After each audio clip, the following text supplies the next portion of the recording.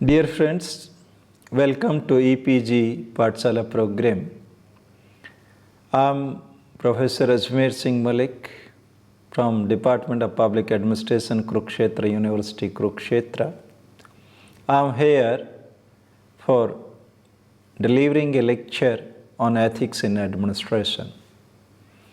The objective or learning outcome of this lecture on ethics in administration will be, that is, we can understand the meaning of ethics in administration, different determinants of ethics in administration, various elements of ethics in administration, and naturally we will also discuss some of the development, particularly in the context of principles given by the Nolan Committee and by the Organization of Economic Cooperations for Development.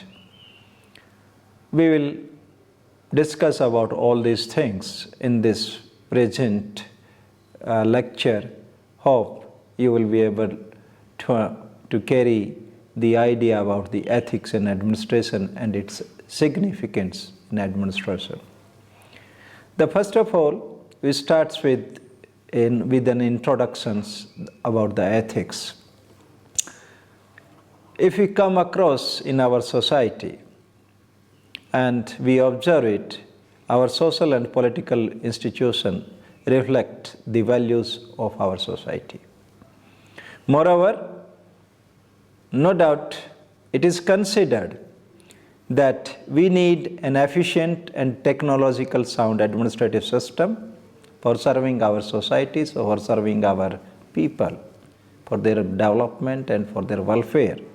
But at the same time, it is also very important to maintain a highest level of standard of personal integrity, probity, and rectitude at each level of bureaucracy or each level of administrative system. Ethics, if you say, it refers to a standard of conduct that indicate how one should behave based on reasoned ethical principles and core of universal values. Ethical principles are the rules of conduct that are derived from ethical values like honesty, integrity, selflessness, objectivity, truthfulness, accountability, openness, and many others do and don'ts which we expect from the people in general and administrative official in particular. Ethics pertains to actions.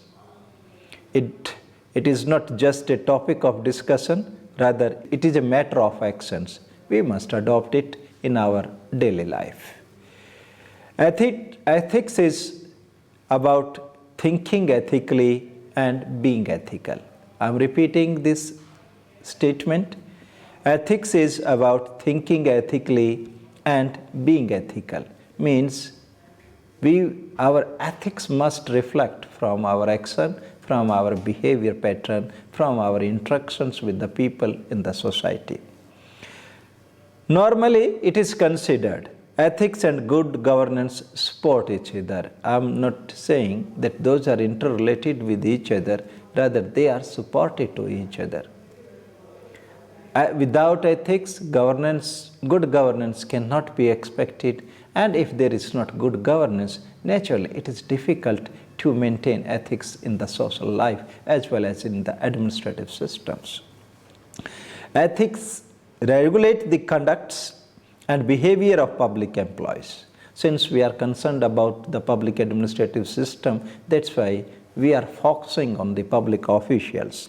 And therefore, the ethics try to or attempts to regulate the conduct of public employees and maintain and promote mutual trust between them and citizen. That is very significant for the good governance as well as for the better government. Ethics in administration essentially refers to customary values and rules of conduct in public administration. I'm again explaining it that the customary values of the society and particularly rules framed in public administration, those are as per the ethical values of the society, and that should be adhered by the public officials in the interest of good governance or to serve the people with the cause.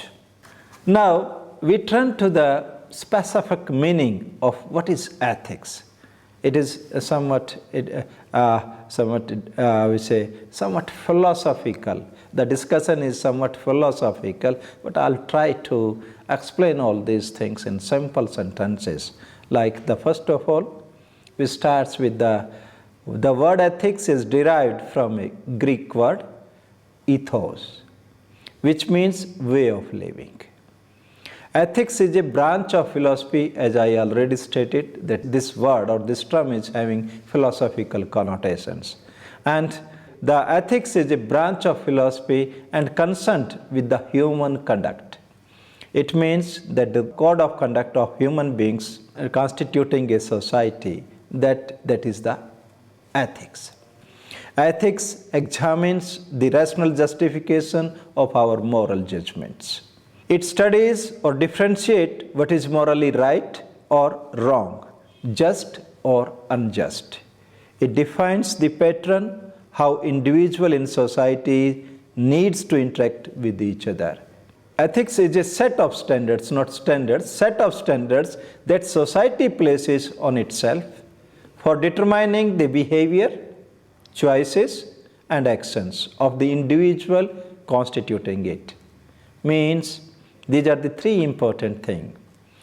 The behavior, choices, and actions of the individual as well as of the society are or should be as per the set of standards laid down, and that is the ethics. The set of standards are usually expressed do's and don'ts, and in the form of rights, obligations, benefits, fairness, or some specific virtues.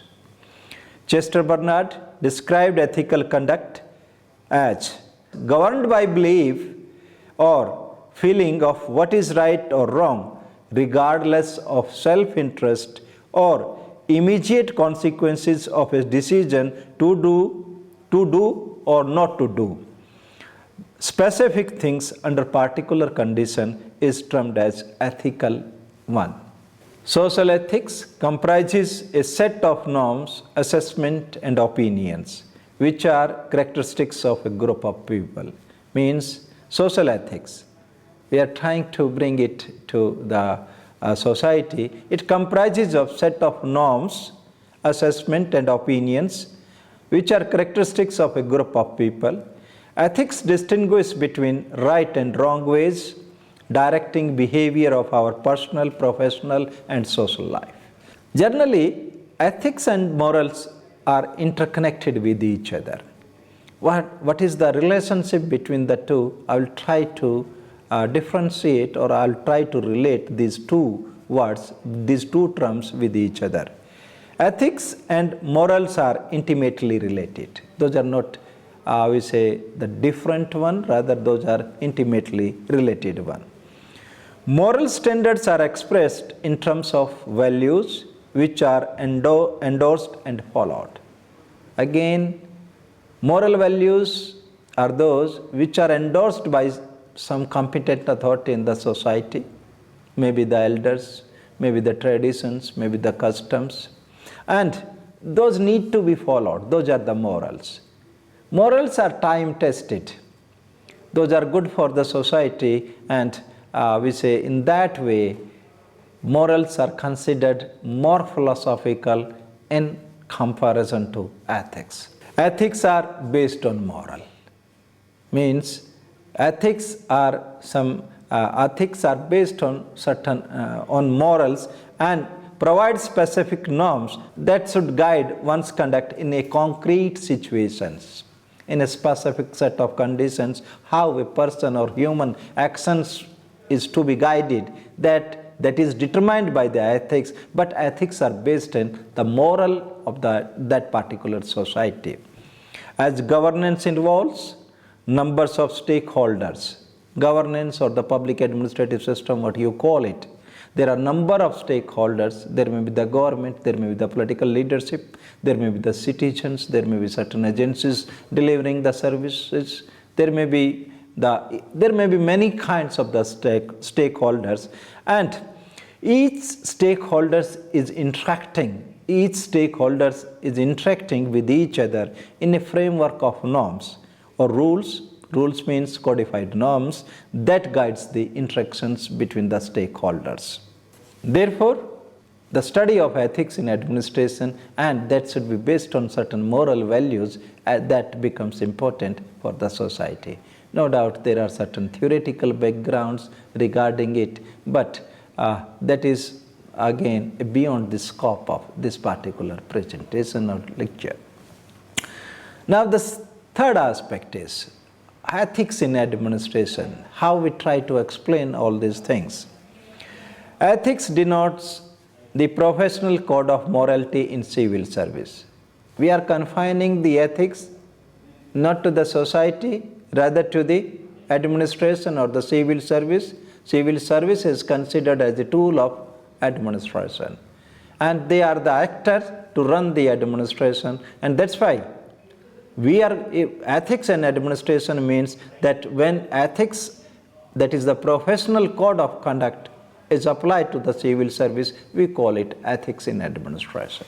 They constitute moral character of the civil servants. Since the ethics are based on moral, therefore the ethics constitutes the moral characteristics of the civil service or the civil servants. The ethics regulate the conduct and behavior of different categories of civil servants. You might have come across that there may be the different categories. They have the different set of norms, different set of the behavior patterns, different duties and responsibility, as well as the attitude, their attitude toward the society, toward the things, toward the work. That's a different one. But it is expected that each category of civil servant, maybe at the lowest hierarchical level or the apex hierarchical level, that they must adopt some set of ethical standard or code of conduct which is based on certain moral values of the society. And naturally, in simple words, we can say ethics provide the rule of the game for the civil service, for the working of civil service. The code of ethics consists of, in this case, that consists of traditions, that consists of precedents, that consists of standards which have to be kept up by the civil servants. There are certain expectations from the behavior of the civil servants by the stakeholders or whosoever is obtaining services from the civil services, and that is based on the traditions, that's based on the precedents, and that's based on certain standards, and that is to be provided by the civil servant to the citizen, and only then we can say that they are behaving in ethical manner. The administrative ethics which need to be followed by the civil servants are defined as norms, legal regulations, assessment of public administrative officials, etc. Administrative ethics are considered as prerequisite and underpinning, prerequisite and we say underlining for the public trust. The public trust is considered a keystone of good governance. Now you are able to understand how ethics are concerned with good governance. I said that it is not directly related, rather it is supported to each other. It means ethical based administration will develop or promote the public trust in administration, and that public trust in administration that will help in establishing the good governance. And that's why it is considered as a keystone of the good governance. Similarly, the citizen expect that public servants serve their public interest.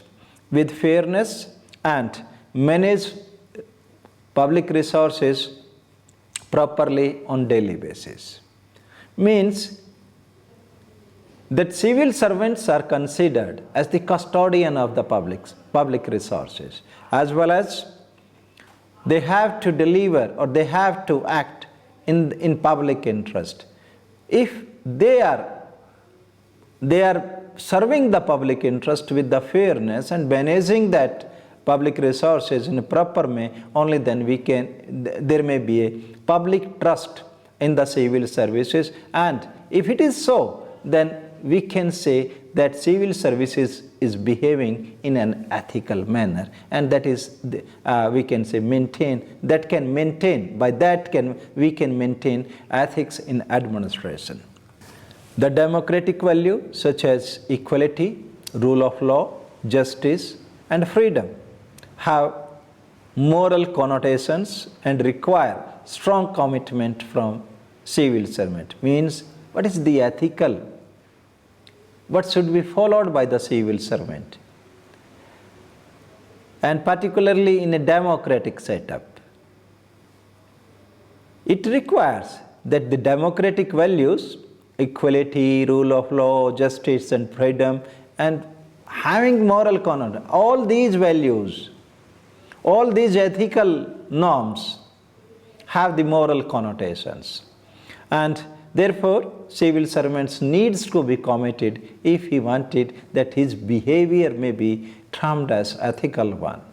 And the civil servant, not only this one, the civil servants should be or must be the duty bound to hold these democratic values. Moral obligation to serve the public and in a humanitarian manner, that should be the basic principle or underlying principles for serving the people, for the civil servant. Only then we can term that civil servants or the civil services having ethical consideration in its working. Further, there is another dimension of the ethics in administration, that is, ethical governance is considered neutral. It is considered as a neutral concept, and it is being haunted by the rulers or the state agencies at every stage of civilization. Means that there has always been a conflict between the wrongdoers as well as for those who wanted to establish the governance on moral grounds. Moreover, there is a rather, despite all these odds, that there is a tendency towards the immoral things as well as a quest for the moral governance. There is in this quest, in this struggle, or in this kind of the interactions, we say there is a broad consensus in the civilization that the values like rule of law, as we already stated, equality, democratic value, corruption-free governance has to be established by the state agency. Means ethical standards requires that administration, if it is to be termed as ethical administration, then the three important things, that is the rule of law, equality and corruption-free administration, that should be the basic element of administration, and state agencies are expected that they must establish this kind of the characteristics in their administration. Not only this one, that civil service efforts essentially need to be pursued in achieving those goals, those stated goals, that is rule of law, equality and corruption-free administration. Paul H. Appleby, in his book Morality and Administration in Democratic Government, again I am restating this, Paul H. Appleby, in his book Morality and Administration in Democratic Government, preferred the expression morality to ethics. Means he wanted to substitute this word ethics in administration with morality in administration, because he considers that morality and administration cannot be separated. According to him, it is essential for the better government, and morality can be ensured in administration by patience, one thing, by patience, honesty, loyalty, cheerfulness, courtesy, and like other things. I am again repeating it, that morality can be ensured in administration by patience, by honesty, keeping loyalty, cheerfulness, courtesy, and like other things. And that's why if referred. Because all these virtues, these are the virtues. These are not the code of conduct. These are something which is there in the plasma of a person, plasma of the civil servant. These are the things which are at the heart of the civil servant. If the civil servant is possessing these virtues, then administration will be more ethical and it is based on moral values. He listed certain attributes for a moral administrators.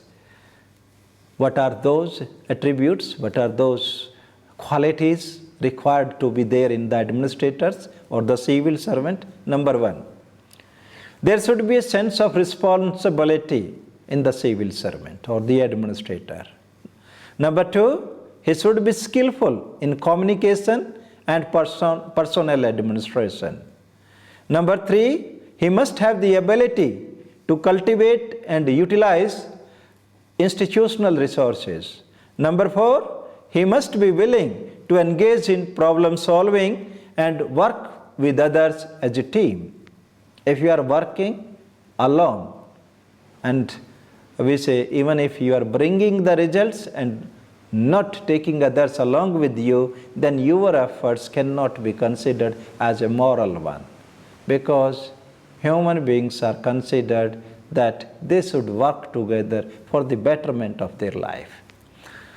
Number five, that the administration must have personal confidence to initiate new ideas. New ideas come when you think something morally.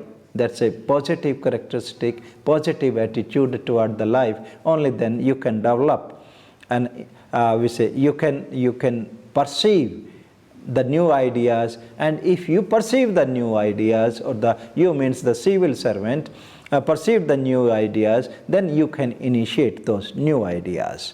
And you must have confidence to initiate new ideas. Number six, the administrator prefers to be influenced by public needs, influenced by the public interest and sensitivities. I am again listing or quoting what Paul H. Appleby has stated, that administration should prefer to be influenced by public needs, public interests, and sensitivities. These are very important for the humanity rather than use of raw bureaucratic power. In simple words, we can say, if I am holding a position in a bureaucratic setup and legally I am empowered to take action or empowered to direct someone, that's not considered ethical, or in Paul H. Appleby consideration, that is not considered as moral. Moral means that when you consider what is you are influenced, your decisions are influenced by the public needs and public interest and the sensitivities, then all these three things justify your action and naturally people will follow you. That's an effective implementation of the decision taken by you in being placed in a bureaucratic position. All these things relating to that is the moral and ethical considerations, if those are adopted by the civil servants in administration, then we can say that this is an ethical, this is the administration based in ethics and following the moral principles of the humanity. Now, the fourth aspect of this lecture is that's relating to the importance of ethics in administration. Why it is essential to have ethics in administration or morality in administration if we follow the Paul H. Appleby. At the outset, I would like to say individual is the basic unit of society, and individual behavior determines the nature and the structure of the society. And the individual behavior is based on ethics and values. In other words, ethics and values determines the individual behavior, and individual behavior determines the nature and the structure of social system or the society. And therefore, the ethics and the moral values, that should be the guiding principle of human actions. Only then we can say we have a civilized society, we have a society following certain moral values and pursuing the goals of humanity. Therefore, the importance of ethics and ethics in determining the human action is a very important one, and it can be explained in the by following points. I'll list a few points, keeping in view the time limits and simplicity of explaining those points. What are those points? Number one, ethics are required to check the arbitrary actions of the civil servants. Take for example, if a person believes in some morality and he is an administrator or the civil servant, in that circumstances, his conscience will not allow him to take such actions which are considered to be arbitrary and against the humanity. He will behave in an ethical manner as per the rules and regulations and as per the code of conduct of the society or the professional code of conduct as required by him. So first of all, it controls or checks the arbitrary actions of the civil servant. Number two, it promotes the sense of administrative responsibility. The sense of administrative responsibility, the ethical principles or the guidance which guides the behavior of the civil servants, they ask them. They guide the code of conduct or the ethical values guide them that you have to perform your responsibility in such a manner you are responsible. Take for example,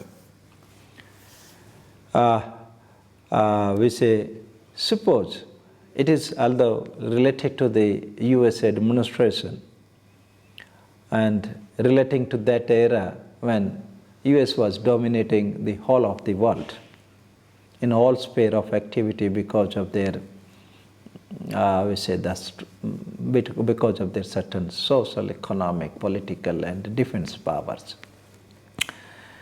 And the position, the topmost position, president and his secretary, the appointment to the civil service in US, that is not considered important in the sense that they will run the administration of United States, rather that the topmost position will run the administration of whole of the civilization. This is the realization of this importance. That's a very great one. And it cannot be realized if your actions, your behavior pattern is not based on certain value system. So, we say, in another way we can say immoral values, which immoral thinking makes you small, moral values or ethical values makes you great. And that's why naturally the great persons have the greater responsibility, they realize it. It is not for US, it is not for you and me, it is for all. If you are in real sense believes in the ethical standards, then naturally you feel more responsible in comparison to anyone else. That's why it promotes the sense of administrative responsibility among the civil servants. Ethical values attempts to establish and promotes the good relationship between citizen and civil service. Naturally through the public trust, confidence building, They will participate and interact freely, openly, without any hesitation. So that's why it is essential for that. Ethical standards preserves and promotes social well-being, public interest and common good. This is a simple aspect, you can understand it very well. Then number 5 is ethical values attempts to control the part of administrative powers and administrative discretions which cannot be controlled by the formal legal framework of the system. Just try to understand this thing, that each and every action or the behavior pattern of the civil servant, particularly who are at the apex position of administration, cannot be translated into rules and regulations, cannot be translated, cannot be laid down in the form of certain legal framework. Naturally, keeping in view the context of the situation, keeping in view the facts of the case, administrative discretions and the administrative authorities provided to the official, to the concerned official, to take the right kind of the decision which is in public interest. So that cannot be controlled. But if the behavior is guided by the ethical consideration, then this part of administrative authority, administrative power or administrative discretion can be controlled very easily, very effectively, and that is also in the interest of the society. Then it improves the efficiency and effectiveness of administrative process. Number 7, it strengthens the legitimacy and credibility of the public administration. Naturally, if it is based on that, that will promote the public trust, and if public trust is there, naturally people will appreciate the administration, and if they appreciate the administration, naturally the legitimacy as well as the credibility of the public administration increases. And lastly, it fosters and maintains high morals among the categories of the civil servant. And they feel more confident. They provide the administrative leadership required for the progress of the nation, for the progress of the society, for the well-being of the society. So these are some of the, the salient features, or we can explain the importance of this ethics in administration, which is very important for that. The importance of ethics in administration. Now, the next aspect of ethics in administration is determinants of ethics in administration. The determinants are classified. Normally, these are classified into 5 categories. What are those? Number 1, historical factors. Normally, it is experienced or it has been witnessed in the history. If a society is tolerant to immoral acts, those are subjected to certain kinds of the control. And naturally, those society could not progress very much. But they will not maintain ethical standards in their working, in their behavior pattern. But at the same time, if the societies which are dignified societies and they didn't tolerate the immoral activities, naturally they progressed and dominated. The precedents and the traditions of each and every society that determines what kind of the ethics or extent of the ethics and will be followed by ethics will be followed by the people in administration or by the civil servant in administration. Then another category of determinants are socio-cultural factors. Socio-cultural factors, when we talk about these in a very summarized way, the family, the education of the people, and honesty, ethics, and the mindset. I've listed many things. Again, I'm repeating all these things: family, education, honesty, ethics, and mindsets. That determines that determines the nature or quality of administration. All these 5 factors that determines the ethics or the level of ethics or the moral values we adopt in our system. There are certain countries which are not educated, which are not having good family system, which are not following the honesty, and the mindset is different one. They could not progress. They do not have that kind of ethical consideration in administration. So, there are the different society having the different level of ethics in their administration, all because of their family system, their education system, honesty level, and their mindset. The third thing is, the third categories of determinants are legal and judicial factors. What are these and how they ensure ethics in administration? First of all, no doubt, it cannot be expected that everyone in the society will behave in ethical manner or it will follow the moral values. There are wrongdoers as well as right kind of people in each and every kind of society. Naturally, the people who violates the law or who frames the law or who violates the law, that kind of the things to be scrutinized by an independent institution which we call the judicial institution. But what should be the punitive and what should not be the punitive, that is decided by the legal system of that particular country or that particular society. So, the legal system is at one place, scrutiny of the behavior as per the legal system is another. And the third thing is, when we are scrutinizing it, and the agency responsible for it is the judicial or the quasi-judicial system, if it is not an effective institution, naturally it loosens the control on the wrongdoers. In that circumstances, what will happen? That the honest people or the honest civil servants will be punished or will be relegated to the backward benches, and the people who are manipulative, who are the wrongdoers, they will be on the front benches.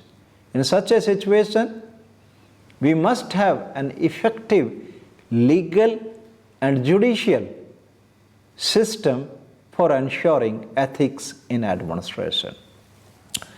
The fourth categories of determinants are the political factors. Politics provides the leadership to the nation, to the society. Generally, what the political leader does, what the political leader do, that is followed by the society. They are in real sense determine the manner or pattern of behavior for whole of the society. Naturally, if our political leadership or the political leadership behaves in a responsible manner, in ethical and moral way, then the society will follow them. If they are involved in immoral kind of acts, naturally that will create some chaotic kind of conditions which is not suitable for promoting the ethical consideration in administration. Then the another category, last category, we call it the other factors. There is a list of other factors. And what are that list? So first of all, we have the communication patterns, that we are interacting with each other, the language, way, manners and everything that determines. If we can understand in a very clear language, in a very clear way, then it is, we say, supported to maintain the ethical standards. Then the another important thing is effectiveness of disciplinary actions. Normally, if someone violates the law, since the we are concerned with the public bureaucracies or the civil servants.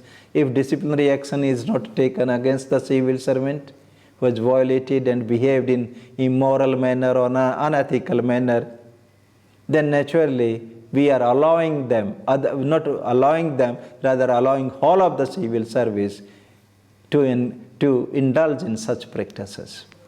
Then another important aspect is ethical standards and value of existing society.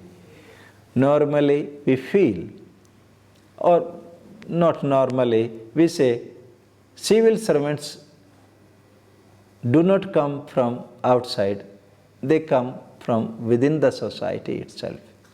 What are the norms? What are the ethical standards? What are the moral values of the society that gets reflected in the civil servants also?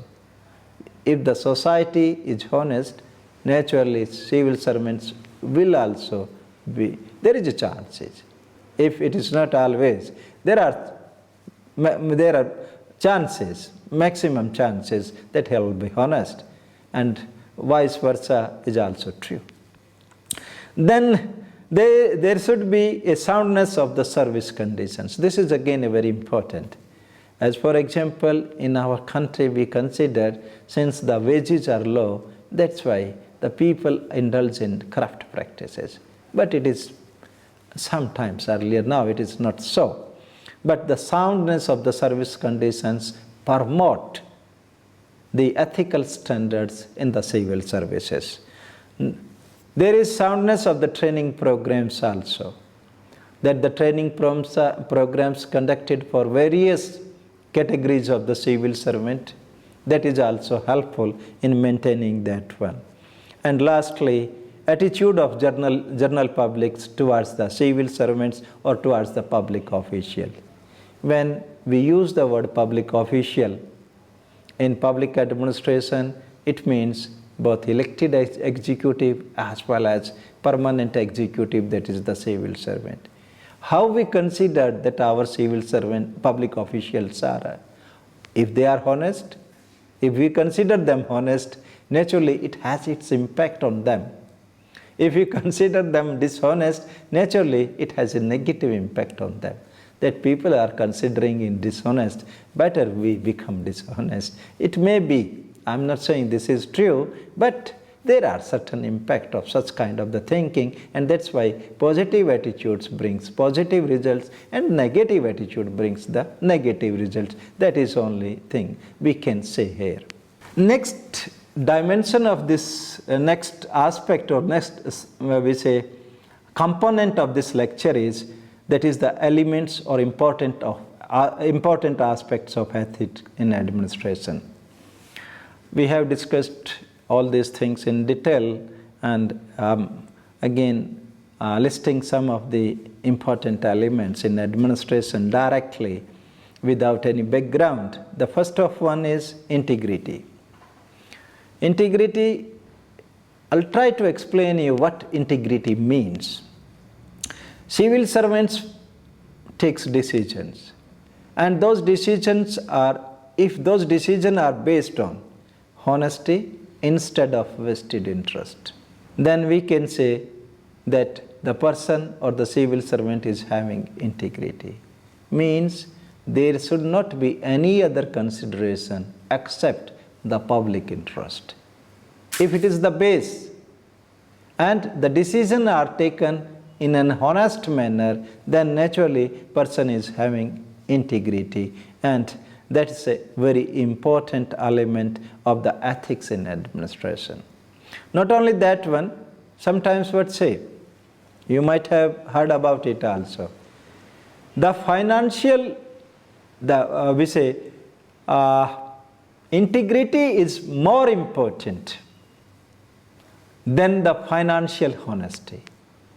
Means, although in a negative sense, financial dishonesty may be tolerated up to an extent, but integrity is more harmful if it is diluted or if it is eroded. Therefore, the decision making processes should be in such a manner so that it may reflect that the civil servant or the agency which has taken the decision, that is in public interest and that is not influenced by any extra legitimate consideration. This is an important aspect, and that's why integrity is very important one element. It is also pointed out by Nolan Committee. We will discuss this aspect there also. The second important element is the responsibility and accountability. In the earlier on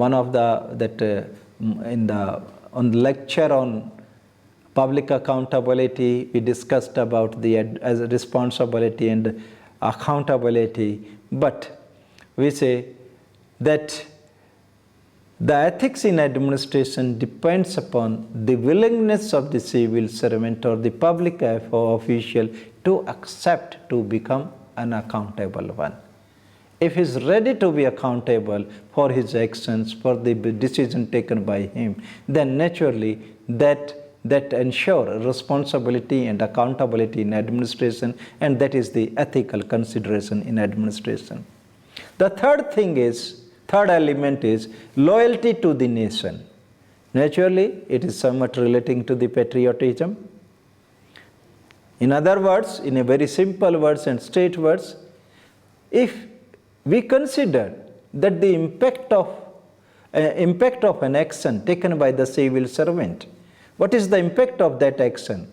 If it is increasing the nation's strength and prestige, if it is increasing or enhancing the nation's strength and prestige, then we can say that we are loyal to our nation. If we say that we are patriotic, but our behavior pattern or our actions is degrading our nation, and that's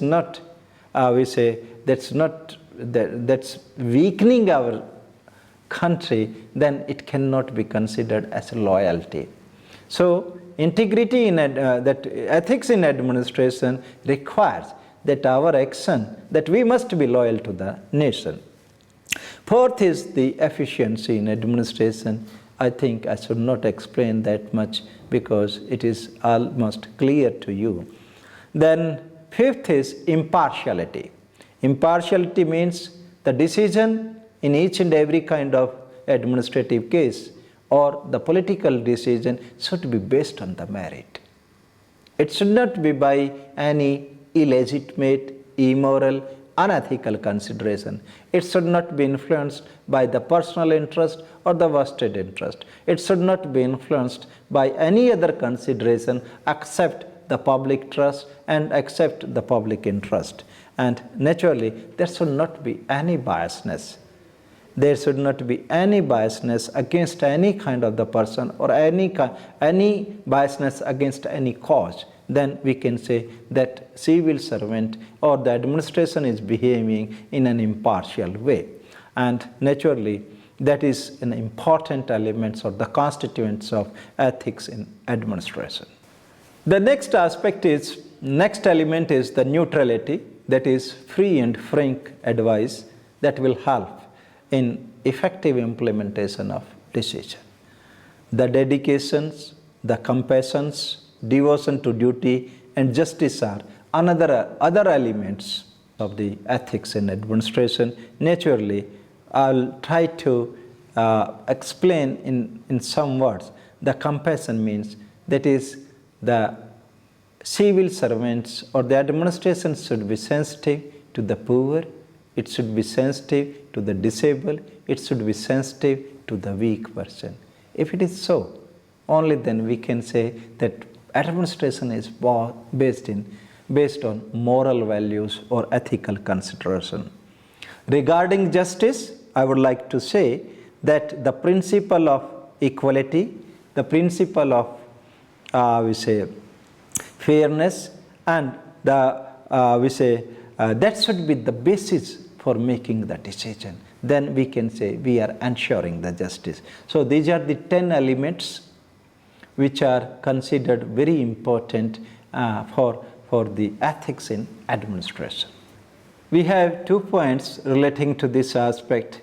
and we'll try to list all those points. One is the Nolan Committee in Britain on Ethics in Administration. I'm not going in that detail.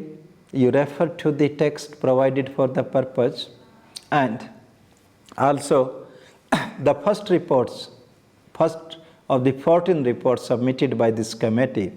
Here we are discussing the 7 principles which are given by this committee for ensuring ethics in administration, and these are 7 principles. The first is selflessness, means the decision should be based solely on public interest. There should not be any other consideration. Second, integrity. We discussed it earlier in the elements of ethics in administration. The third is the objectivity. Objectivity means there should not be any subjective consideration. Fourth is the accountability. We discussed it earlier. Openness, you understand it very well. Honesty, and lastly, leadership. All the points we have discussed at somewhere during our discussion on the topic, but regarding leadership, I would like to say that Nolan Committee has pointed out that that is the holder of the public offices should promote and support these 6 principles, that is selflessness, integrity, objectivity, accountability, openness, and honesty, and support these principles, and these principles should be supported by the leadership, maybe the administrative leadership or the political leadership. In case of, since these principles are related to the conduct of ministerial conduct, therefore ministerial leadership must support all these principles in administration. Only then we can say the ethics are followed in the administration. And in the last, we have a charter of 8 points that was formulated or that was given by the Organization of Economic Cooperation and Development. It has evolved 8-point charter. We called it charter. And what are those 8 points? Number 1, political commitment for ethical governance. Very clear. If the polity is not committed for the ethical governance, it cannot be established. The second is creation of effective legal framework. That outdated, outworn legal framework should be replaced by the existing need of the society. Normally, the legal system in each and every country, that gets outdated because the society changes, its needs and aspiration changes, the mode of behavior pattern that changes, and that's why every time we need a updated and sound legal framework if we want to establish just society. Number 3, evolving an efficient accountability mechanism. You understand it very well. Number 4, need for evolving workable code of conduct. Sometimes we frame a code of conduct which cannot be followed. As for example, in our country, we have a provision in the code of conduct of the civil servant that they will accept gift from their family members on certain occasion of certain values, and that value is so minimum that it is not practicable. So we must have, sometimes we maintain such a high standard of ethics which is very hard to perceive. That's why it is essential that we must evolve a workable code of conduct. Number 5, that is professional socialization mechanism, including training. Again, I am repeating it, professional socialization mechanism, that the people or in teamwork, it is essential, because ethics is also to work with the team, to work with others. And in such a circumstances, if we are unable to cooperate with the fellows, with other people in the same field, then in that circumstances we cannot be considered as, our action cannot be considered as ethical one. And that's why professional socialization mechanism is there, and it should be supported by adequate and supportive kind of training systems. Creation of supportive public service conditions means in terms of salary, in terms of incentives, in terms of social security, etc., it should be there. Number 7, that there should be a need for central ethics coordinating committee. We frame it, but generally ineffective, either there is ineffective coordinating agency or there is an absence of coordinating agency. But although, as for example, in India also, no doubt we have an agency for the central agency for Central Ethics Coordination Committee in the form of Central Vigilance Commissions and some other methods, but it has not been successful in handling the jobs it has with it. And lastly, there should be a need for energetic civil society able to act as a watchdog.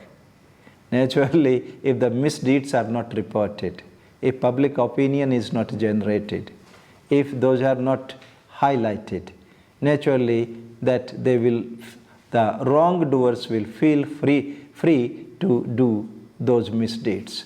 Therefore, it should be registered one, and that is there. So, with these 8 points, I would like to sum up this lecture by saying that no doubt every society is passing through certain conflicts. The governance system, particularly in the developing countries, that has been not working as per their moral values, as per their ethical standards. There has always been quest in each and every kind of the country to develop a system where we can establish ethical standards in the working of our civil service or in the working of our administration, particularly in the implementation as well as service delivery system of the government. As we realize that there is a need, naturally we will try to develop that and hope that we will be able to do in our system also. With this, I would like to remind you that for better understanding, for further reading, you please refer to the e-text produced by Epg Pathshala, and the references provided therein. You can also check your performance on the basis of the answers given at the end of the e-text or in the module. Thank you very much for being with us.